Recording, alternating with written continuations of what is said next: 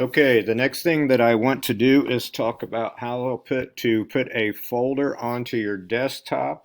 I find this a very helpful thing for you to do as we start working through our lessons here. Most of our work is going to be done online, which means you are going to be downloading a lot of documents and completing those documents online and then resubmitting them to me.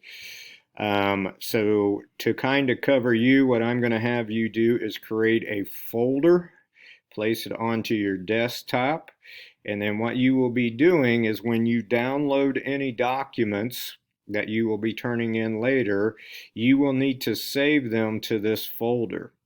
That way, if there's any problems with downloading back to me or uploading files. If something doesn't go right, you will have the completed saved in your folder and will not have to redo the assignment.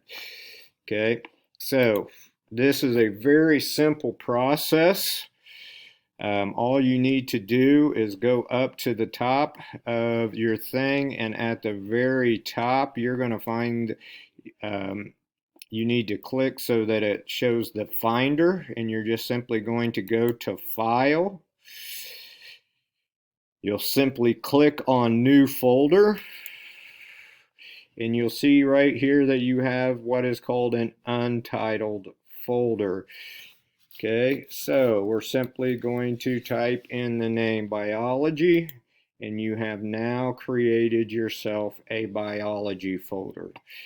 Again, this will be very useful for you. It'll make it easier for you to access and find all of your biology handouts, worksheets, and so on.